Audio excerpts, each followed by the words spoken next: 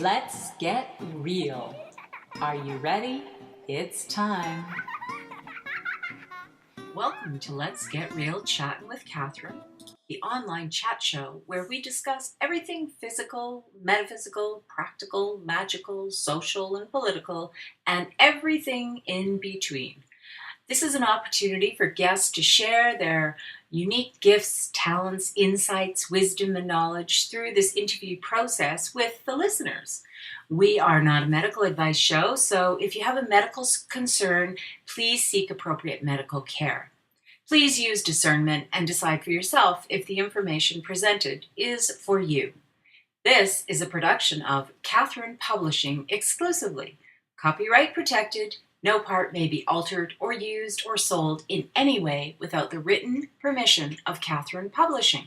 To find out how to sponsor a show, contact the publisher at cathpublish@wildroseinternet.ca. Okay, that should cover all the business end of the show. Now let's get real and have some fun. Ooh. Welcome to Let's Get Real, Chattin' with Catherine. This is your host, Catherine Whelan Costen. It's another great interview, and I'll tell you what, I have got an amazing guest for you today, absolutely. Rose Sangregorio is the founder of the Metaphysical Center of Canada Corporation. Rose is an author, an international speaker, holistic healer, teacher, and intuitive spiritual advisor. Since 1994, Rose has been coaching people on their spiritual journeys. And now she has taken it worldwide. She travels all over teaching, giving seminars. She has meditation CDs on her website you can download. She has a book that you can use as a tool. Rose is an amazing woman, a gentle spirit, and a very interesting interview. I think you're going to enjoy this. If you've ever been curious about how people channel and what that's like for them when they became awakened or where they discovered their gifts and what it was like, it's an interesting story. It's an interesting journey. And then Rose takes us into a more global understanding where she actually shares a belief I have, which is that peace is attainable, it's possible, and she helps us to sort of take a look at what that might be like. So that's the whole purpose of Let's Get Real, Chattin' with Catherine, is to have discussions to explore. I'm so curious, I want to know how things work, I want to know what's possible, and I'm always open to great ideas and inspiration, and so that's why I do what I do, to share that with you. And my guest today, Rose Sangregorio from Calgary, Alberta, and world-renowned, teaches everywhere and has great stuff on her website for you to explore and learn more. Rose's main thing now is helping people to understand what they can do. It's about empowerment. It's about not being dependent on someone else to tell you about what's in your future or what's in your past. I mean, she has the ability to help you heal stuff and help you move through things, but she's really about getting you to see what you can do and what you can know and where you can access that wisdom. And so I love this interview, and this is the first one. We're going to have more, hopefully, in the future, but for right now, get your cup of tea, coffee, or whatever, sit down and relax and enjoy the adventure. Think of yourself at the end of a party where you're listening to some kind of really deep conversation. Don't rush it. It's not a soundbite. None of my shows are. They're meant to be explored to get you a little bit more curious, to help you to open that place in you that has those questions. And so we can all live a better life, prosperous, abundant for everybody. It's possible. It's possible, and I just keep getting that confirmation day by day. So let's get on with this. Let's get on with the show. Let's get into it and have some fun. Okay? Alrighty then. We are on this beautiful, almost sunny morning, Rose Sangregorio. Am I saying your name right, Rose? It's Sangregorio. Sangregorio. Okay. Yes. Wonderful. And Rose, I am so delighted to be able to introduce you to this wider audience and to bring your special gifts, wisdom, knowledge, and special way of doing things to a wider audience, to my listeners, and because I love what you do. is so intriguing to me. And I know that you have your own center, Metaphysical Center of Canada, to help you to bring out your work into the world. I know that you have a wonderful book to help people as a tool, but you have many tools and you have many gifts.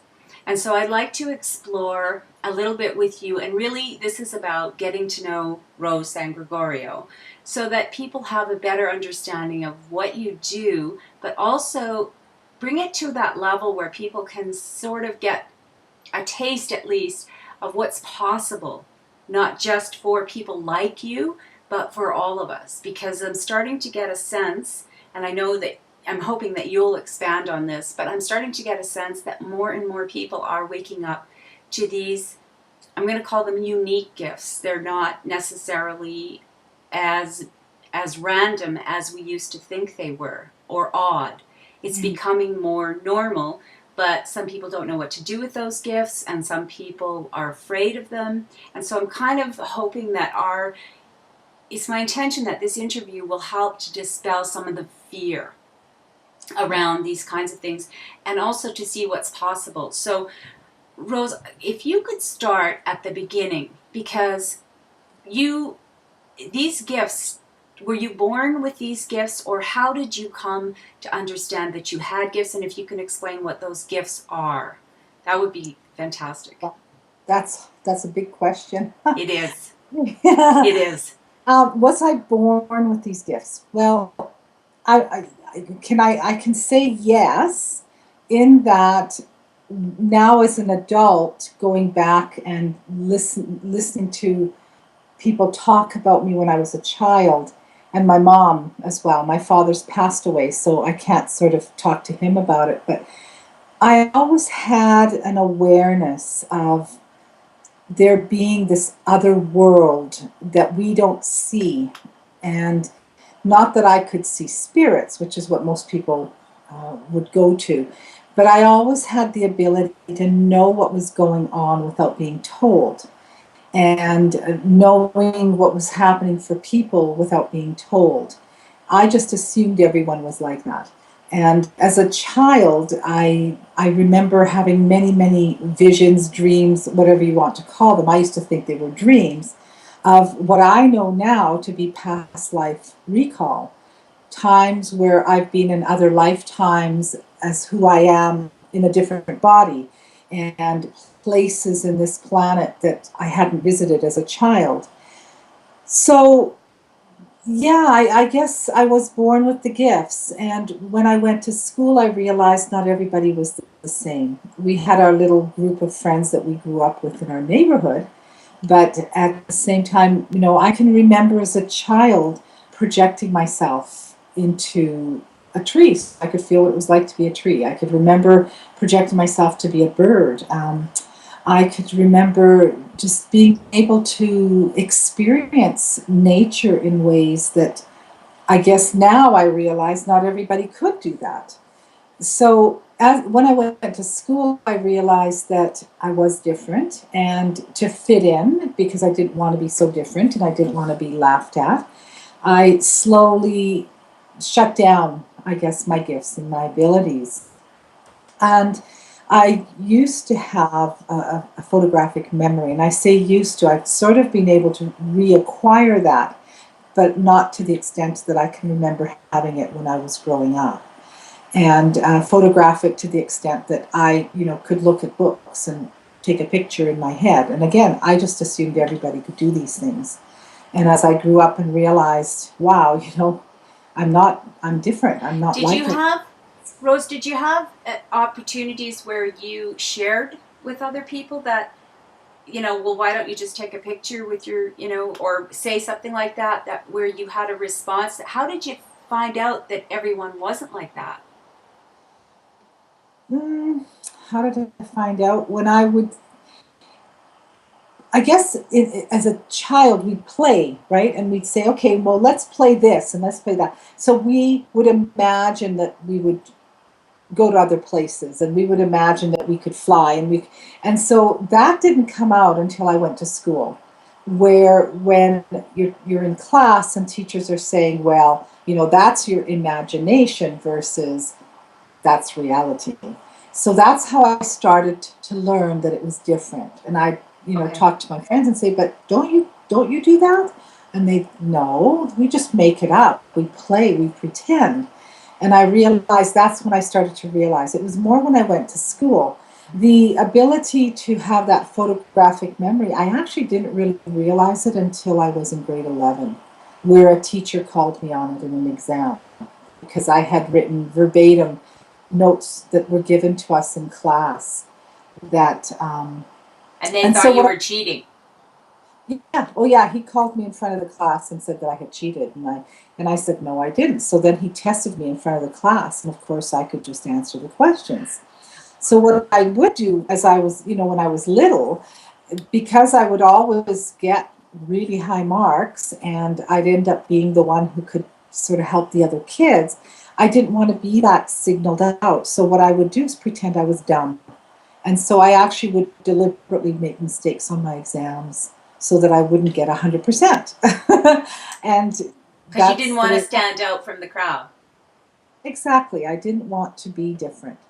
I wanted to fit in. So I used to pride myself in being a chameleon. I used to remember saying to people, oh, I'm a chameleon. I can be anything I want to be. And I would just sort of make myself adapt to who I was around and who I was with. So, needless to say, I was different.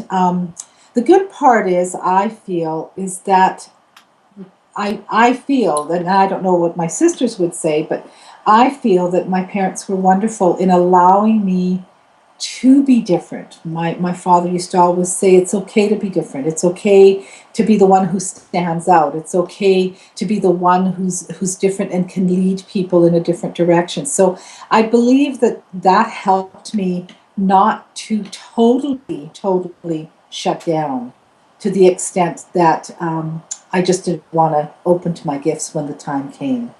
Well, and having the father for as a girl, excuse me, it's so important to have that. If you know that your father has that faith in you, or that supports you, or gives you permission to be, who you really are, I think that's so important for young girls. I think that's an important message that you're sharing there. Yeah, and it was I can't even, it's really hard because I've never really sat and thought, okay, I used to do this or I used to do that.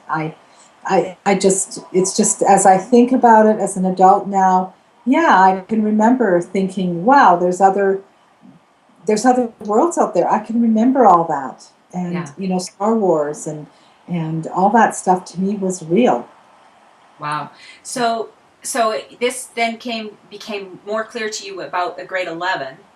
So then when did you start to, because you didn't start your metaphysical center until 1998. 98, right? So after grade 11, did you go into sort of the normal world of work and children and that kind of thing? Or did you start to see that your gifts were something the world needed at that point? No, no. I at that point is when I really shut everything down. It was like that's it. I don't want to stand out. I don't want to be different. So I did. I went into what you would call maybe a normal cycle of life. I went to university, quit that. Actually, I didn't complete university, and then I worked. I got married, ended up having children, and it was really through the stress of having children, and we had a business, my husband and I, at the time, and then we had our marriage breakdown, and at that point, with that stress, I took the first step to reawakening me what had been dormant. And I say that I took a course in self help to help myself. As our marriage broke down, my whole life turned upside down. You know, What the was friends normal is wasn't had, anymore. yeah, the friends we thought we had, a lot of them didn't know how to handle the situation, and so they didn't call. And so my whole life, the life that I knew as a wife, a mother, a friend, a daughter, sister, everything changed. My family stood behind me, but at the same time I was very don't know if I want to call it religious. I feel that I was more spiritual than religious. And the church for me was very important. But at that point, it became something that I couldn't go to anymore. And because of the belief system. And I don't want to say what I am and I don't want to say what I'm not, because I don't feel that's important. What's important is that in the breakdown of the marriage, and losing our business and losing everything that we had worked for, I just I went for this help, and I went for some therapy, for marriage counseling, and I went to this course. And I feel that that course is what opened the doors for me to start exploring once again what I had hidden. And then my father got sick, and in my father getting sick is when truly everything started to open up, and that was in 1994. I didn't start my actual my metaphysical center per se as a corporation until 1998. And so basically, this is what I hear, is that you went about your life, you had this big time in grade 11 when the teacher basically stood you out and made you different. You'd been trying to stay the same, being a chameleon and fitting in, and the teacher sort of put you out and said, no, she's different, by using shame and all of the tools that we have as human beings, so shut you down.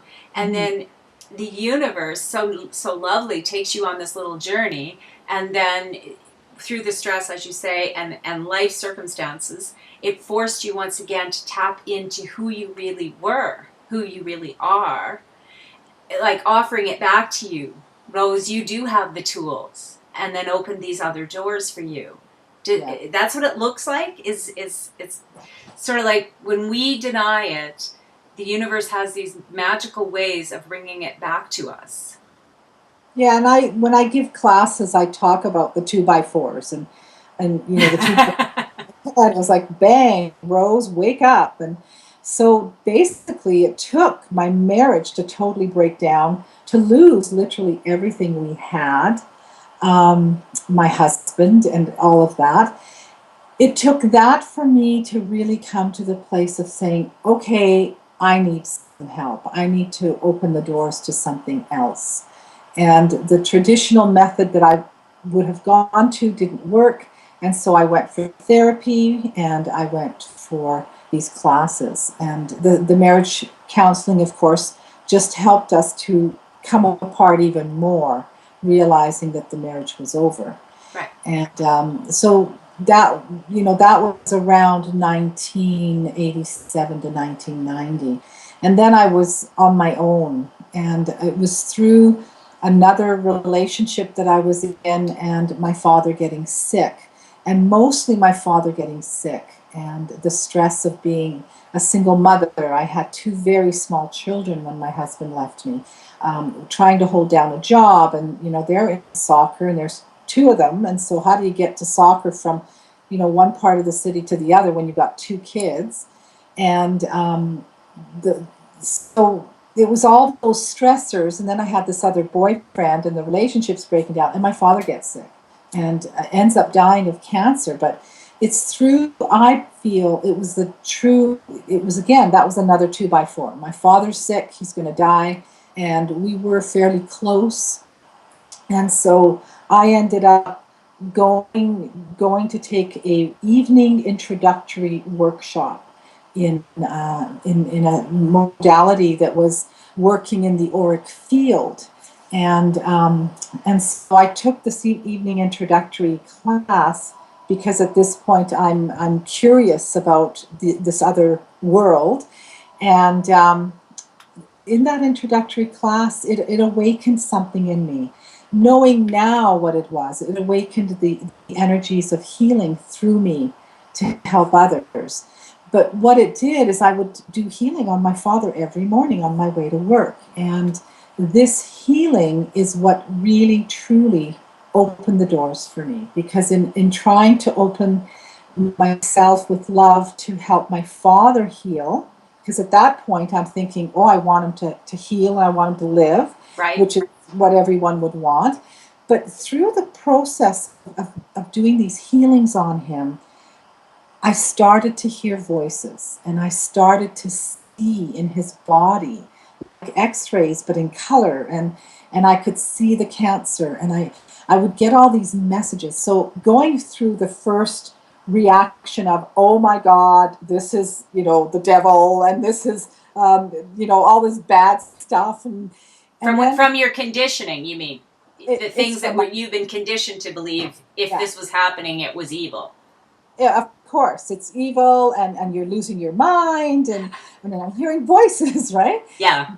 The universe works in mysterious ways, and I believe that there is this divine order and this divine energy that permeates everything we do, whether we are aware of it or not. And I feel like my father would talk to me in the mornings while I was healing him. It's only half an hour. And he'd say, oh, I had this dream last night. And he'd talk about his dreams. And it was amazing because the dream would be what I had experienced the day before with messages, these voices I would hear. And one of those was very impactful. The message that I had received, the message, your father is going to die, but we are going to show you that you can heal. And so it's not just me healing them. It's the ability. I don't say it's me doing the healing. I feel that it's this force of light and the divine that moves through me to help others. And he said you're a conduit. Dream, and he told me the same message that he felt. I can't remember the metaphor he used in his dream, but it said that he would die, but he would die almost pain-free. And so as I worked with him until he died, the miracle of it was that even though he was riddled with cancer inside, he ended up dying with about 5 milligrams of morphine. He didn't need a lot of medication at the end because of the healing that I was doing and the energy shifting that I was doing. And again, it's not me. When I say me, it's not me. It's this energy that moves through me. You're a conduit. I'm the conduit. I'm the channel. I'm the vehicle that is used. And that is where it showed me very, very much that, okay, you have a gift here that needs to be utilized. You can't keep hiding anymore. And so that's really what happened. And my dad used to call it the witch thing. He didn't know what to call it. He didn't know what to make of this. Yeah. But he could see that when I worked on him, he did feel better. Like he felt better. He was able to eat properly and not be so sick that he couldn't eat. And so what ended up happening was it gave me the confidence as well that, okay, I understand something is happening here. And I don't understand it. I don't know what it's about, but I know something's going on. So, Rose, would you say then, at that time you didn't understand, but since that time you've expanded on your learning and your teaching, both, it has grown. Would you say that the pain felt in a body is, because when you talk about the healing, although he still died, it was still cancer, but there was no pain. Is there a relationship then to the emotional experiences that hold the pain, that create that cancer? Like, what did you heal? Did you heal his emotional body to release the pain? Like, where's the pain held? Did you have come to a place of understanding that? Over the years, I mean, we're talking 1994, and here we are, 2012. So, just yesterday, I know it feels like yesterday. I have come to understand better what happens. Okay. So, it is our thoughts and feelings which create our emotions, and those emotions, good, bad, and ugly, is what I say, all affect our physical makeup. And there's a whole teaching that I can give on that, but it takes a while. So those thoughts, feelings, and emotions in our consciousness, in our awareness, in our mind, create vibrations, and those vibrations affect the physical cells and the makeup of the physical body. And so when I work with people, when I help people to heal, because in the end they have to want it. I can do everything I can, but it doesn't matter. It's something that they need to want as well as divine order. It needs to be divinely orchestrated. And so what do I really heal? I heal that emotional component of the negative thoughts and feelings that create disharmony vibrationally in the body. Because everything in our body vibrates in its own vibrational tone or vibrational frequency. And when it's vibrating in its perfection or the perfect tone or frequency, then we have a healthy organ, or we have a healthy system or a healthy body. And so what happens with those negative thoughts and feelings or the negative emotions is it takes that frequency to a different frequency. And it says, okay, this is the frequency that you need to be vibrating at. And it creates in the body the response to what you want to create, because we create our reality. We create what's going on. So people say, oh, but I don't want to die of cancer. I don't want to have MS. I don't want to have this cold. But when you really do understand how our body systems operate and work, we do create it all. But there is this other prevalent energy within us that's also part of our life plan and what is planned for us in this body, in this lifetime, that also helps hold together those frequencies on whether we get sicker or whether we heal. Or like with my father, it was his time to go. And no matter who it was his time to go. On a soul level, his being, his soul, it was his time. But there's a difference in dying with ease and grace and dignity, with no fear and no pain, versus dying with all of those components. And so what we want, what I try to do in the work that I do, is help people understand, I say with the left brain, the logical, intellectual level, what's going on, so that when we understand what's going on, it's easy for us to accept, or easier for us to accept what's happening, and we can then allow the process of healing to occur.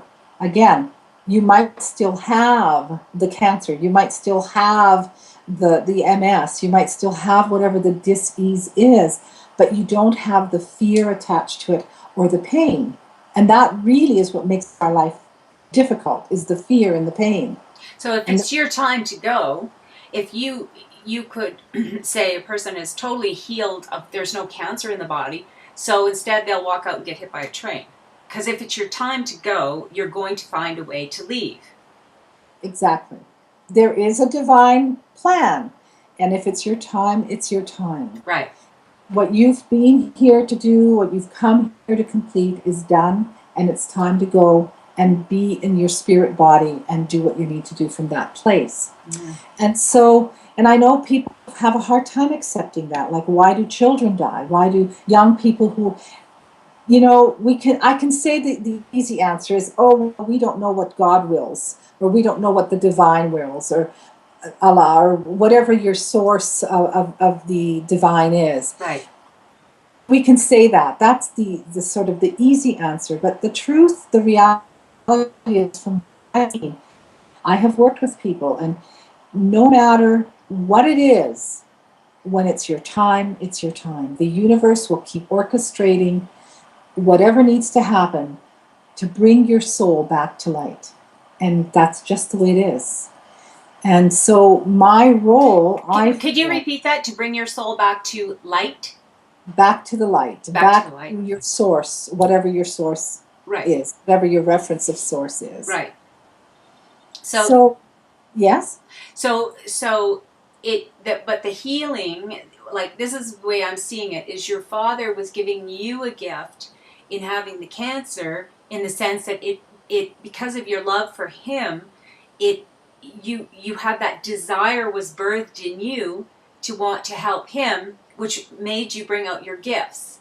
Even though it didn't mean he would live longer, but and you gave him the gift of having a pain-free or relatively pain-free transition. Yes. So people do come into our lives to offer those kinds of gifts. Sometimes that kind of suffering or pain is actually just to bring out the best in someone else.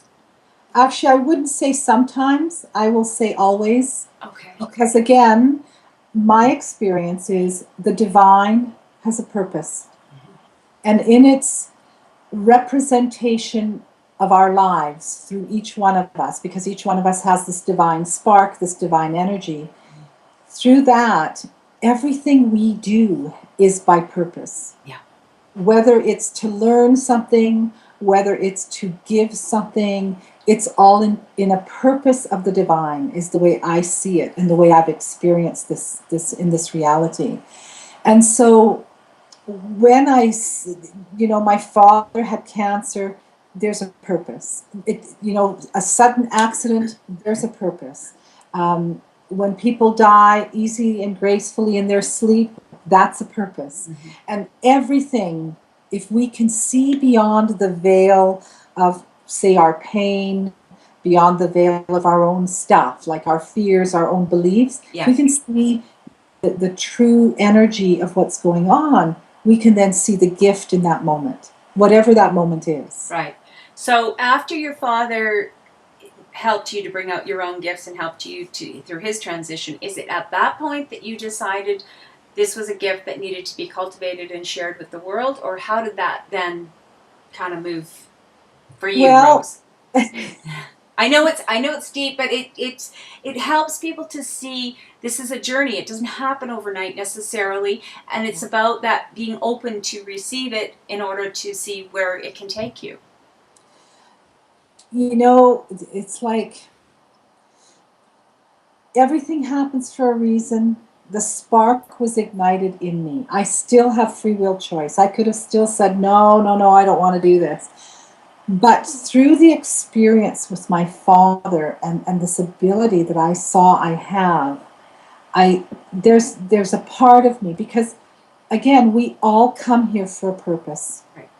And I feel now that I know I've come here to help people realize who they truly are, and to take that realization so that they become their fullest potential. It's not about what religion they are.